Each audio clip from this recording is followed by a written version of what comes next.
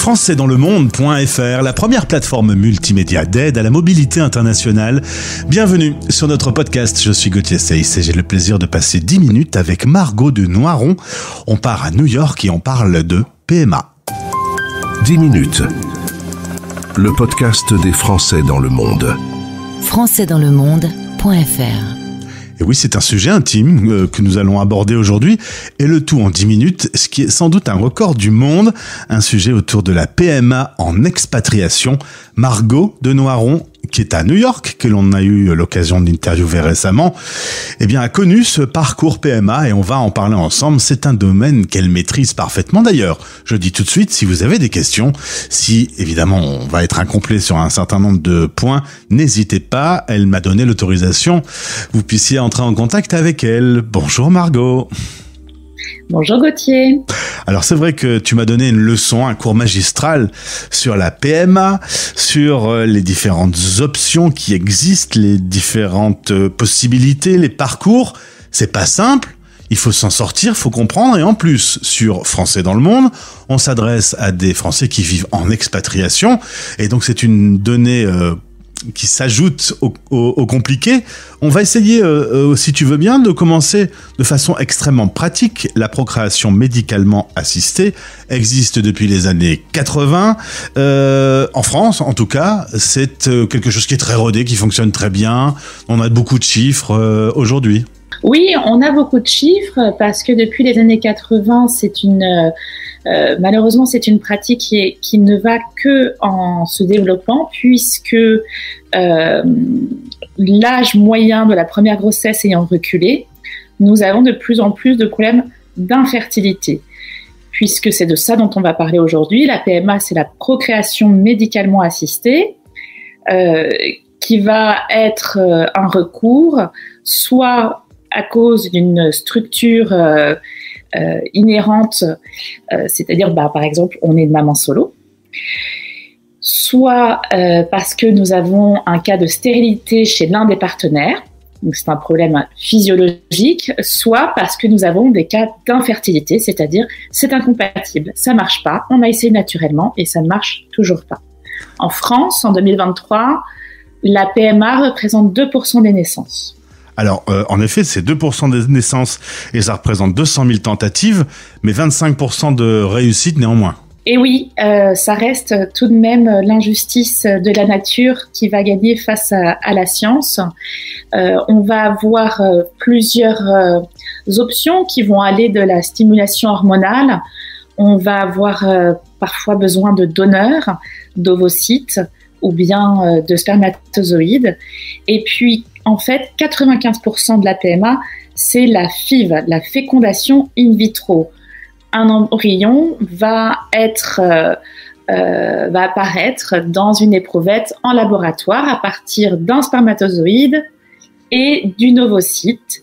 Et cet embryon va être implanté dans l'utérus de la femme. Est-ce que le pourcentage de réussite s'améliore d'année en année ? Oui, il s'améliore d'année en année. Mais nous avons des voisins européens qui ont aussi des taux de réussite encore plus élevés. C'est souvent d'ailleurs une motivation pour des Français d'aller faire ça ailleurs. Par exemple, en République tchèque, nous avons des taux de réussite entre 60 et 70%. Incroyable. Et on sait pourquoi il y a une telle différence ? Là, je ne m'avancerai pas forcément sur des réponses.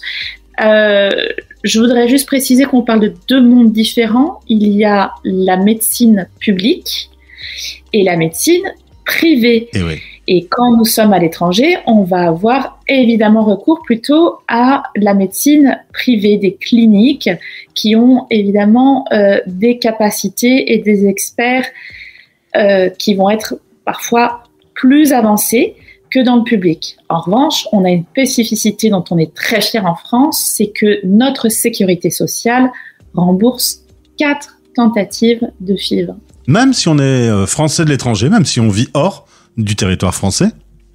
Alors, quand on vit hors du territoire français et qu'on cotise à la CFE, donc la Caisse des Français de l'étranger, la CFE rembourse aussi 4 tentatives, mais là, attention, elle rembourse sur les frais pratiqués en France et non pas les frais réellement engagé à l'étranger. Et puisque quand on vit à l'étranger, on va avoir recours plutôt à la santé privée, évidemment, on ne parle pas des mêmes frais. Mais ça aide et symboliquement, je trouve ça très important. Et d'ailleurs, on est le seul pays à rembourser. On est le seul pays à rembourser 4 tentatives, oui. C'est pas mal. Alors, quels sont les avantages de le faire dans des pays étrangers ? Souvent, on va être sur des avantages soit monétaires, c'est-à-dire qu'on a des prix qui vont être assez concurrentiels. C'est fou de parler de ça quand on parle de bébé, mais oui, c'est important pour beaucoup de Français. Le taux de réussite aussi. La limite d'âge qui va être repoussée au Portugal, on peut faire une FIV jusqu'à 50 ans. En France, c'est 43 ans. En Belgique, on va autoriser des implantations d'embryons post-mortem, sous condition, bien sûr. Donc voilà, la législation qui va être plus souple, un système de santé aussi, parfois plus développé. Par exemple, là où je suis, aux États-Unis, j'ai plusieurs cas autour de moi qui ont souhaité faire une PMA en étant à New York, parce que ici on autorise les tests génétiques pré-implantatoires, c'est interdit en France. Et puis les délais vont être peut-être plus courts dans le privé, et puis surtout moins de restrictions par rapport à l'orientation sexuelle. Et enfin, au Portugal, l'anonymat des donneurs peut être levé à la majorité de l'enfant. Lorsqu'on a un couple expatrié, qu'on s'aventure dans ce parcours, on est isolé. Alors autant parfois ça peut être un problème d'être isolé de sa famille, de ses amis. Est-ce que pour un couple qui vit cette aventure, l'isolement ne peut pas protéger finalement cette fois ? Tu as tout à fait raison, Gauthier. La PMA, on est sur un sujet qui par essence est de l'ordre de l'intime. Donc on appréciera l'anonymat de l'expatriation. Parce que l'expatriation, par défaut, elle va apporter cette bulle au couple et puis va consolider la solidarité compensée par l'isolement dû à la distance. On est très solidaire dans un couple expatrié. Donc, finalement, cette distance, elle va protéger le couple de quoi ? Eh bien, des intrusions extérieures, souvent des avis qui ne sont pas forcément sollicités, des conseils non plus pas sollicités, des jugements et souvent des questions. Mais c'est vrai qu'aussi, quand on vit dans un pays étranger, qu'on a fait ce choix-là, on est face à du stress dû à l'inconnu et qui va se rajouter au stress de la PMA. Puisque avec la PMA, on va devoir s'adapter à un milieu médical, on va devoir s'adapter à une situation qui n'a rien de naturel par définition, à un engagement du corps. On a énormément de tests qui vont être faits sur le corps, par exemple, je pense aux injections. Et puis surtout, on va avoir du stress avec l'attente et l'incertitude. Voilà, donc il faudra éviter la double peine de l'isolement dû à la distance et de la solitude dans un parcours PMA. Il faudra sortir et en parler. Alors justement, quand on a pris la décision de se lancer dans une PMA, comment on en parle ? Oui, comment on en parle ? Alors quand on vit à l'étranger, là on a un super pouvoir, c'est que on voit peu nos proches, donc on va vraiment pouvoir décider, choisir à qui en parler et comment. En revanche, ceux qui sont ces heureux élus, il faudra être pédagogue avec eux et il faudra approfondir sûrement le sujet, les informer de la procédure, mais surtout verbaliser le soutien qu'on attend d'eux. Ça peut être de l'écoute, tout simplement, de la discrétion, qui nous fasse penser à autre chose. Au niveau du couple, comment le couple se prépare à vivre la PMA ? Alors oui, c'est très important pour le couple ou pour la personne en solo d'avoir l'impression d'avoir une forme de contrôle, de pouvoir agir sur quelque chose qui la dépasse. Pour ça, on va essayer d'avoir un esprit sain, serein et positif. Et on va pouvoir donner une notion de contrôle à notre mental qui aime tellement ça en mettant en place, par exemple, un rétro-planning. Dans ce rétro-planning, on pourra projeter les étapes médicales. Ça nous aide puisque ça nous donne une représentation très précise. Ça va nous permettre aussi d'avoir des discussions et des décisions avec son conjoint. Je pense par exemple aux embryons qui nous restent après implantation.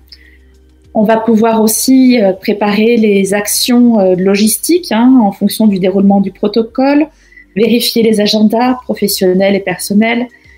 On va pouvoir aussi réfléchir aux ressources psychologiques et relationnelles, par exemple le réseau d'aide, mais aussi des accompagnements thérapeutiques.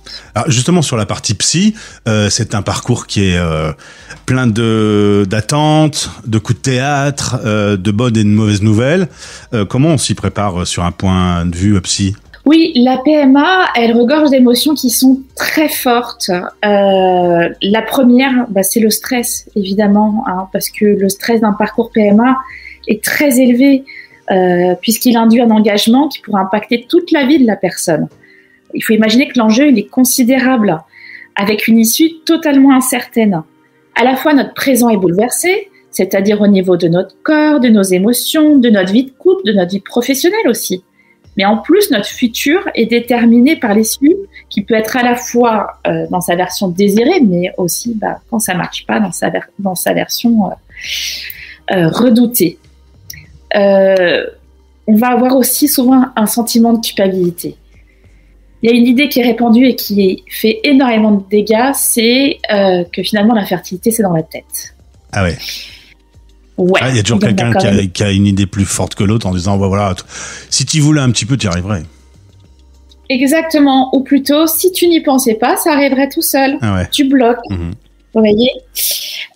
Donc en fait, quand on fait le choix de l'expatriation, on peut se sentir d'autant plus coupable parce qu'on s'est confronté à tout un tas de changements, avec tout plein de bouleversements dans notre vie. Mais en fait, cette culpabilité-là, on va pouvoir l'alléger en acceptant la situation. Le mantra du lâcher-prise, qui est n'y pense pas, ça ira tout seul, il est impossible. En revanche, on pourra travailler sur comment y penser. Là-dessus, on pourra travailler à la fois sur nos pensées, c'est-à-dire notre réflexion, notre intelligence, mais aussi nos émotions, ce qu'on ressent, et puis notre ressenti, c'est tout ce qui va être physique. Ces trois choses-là sont mis à mal pendant la PMA, mais elles sont interconnectées. Ça veut dire que si j'agis sur soit mes pensées, soit mes émotions, soit mon physique, ça peut influencer sur les deux autres. On va penser par exemple à améliorer son hygiène de vie, faire du sport, bien manger. On va pouvoir cultiver des états de ressources. Alors là, c'est à la carte, c'est en fonction des affinités de chacun. Il y a l'hypnose, il y a la sophrologie, la méditation. Et puis évidemment, avec l'accompagnement psychologique, on va pouvoir aussi travailler sur nos réflexions, nos blocages et nos émotions qui vont avec. Margot, j'ai bien conscience qu'en 10 minutes, on ne peut pas faire le tour de ce sujet. Par contre, toi, tu as connu cette aventure. Aujourd'hui, tu te mets à disposition des auditeurs de la radio des Français dans le monde. S'ils ont une question, s'ils sont déjà en plein parcours et qu'ils ont besoin d'un petit coup de main, eh bien, le contact dans ce podcast est disponible pour pouvoir t'appeler et pour échanger avec toi. On rappelle que tu es sur le fuseau horaire de New York, mais c'est relativement facile aujourd'hui. Beaucoup d'autres thématiques, beaucoup d'autres développements, beaucoup d'autres législations sont en discussion. En France, on a encore beaucoup de travail quand même sur ce sujet. Oui, mais ce qui est intéressant, c'est que c'est en réflexion. Ça avance. Avec la loi de la PMA pour toutes, on a vu que la société française était prête à se remettre en question. Le prochain, je pense, grand travail, ça va être la GPA, qui est la gestation par autrui, évidemment, qui est en faveur des couples homosexuels, c'est-à-dire 2 hommes. Très bien. Pour l'instant, les couples homo en France vont faire aux USA ou anciennement en Ukraine ou au Canada parce qu'en France, on peut pas. Pour l'instant, en France, on peut pas. C'est vrai. Il y a encore beaucoup d'autres sujets qui sont en discussion. Ayons un peu confiance en l'avenir. Margot est à votre disposition. Merci d'avoir répondu à mes questions sur ce sujet.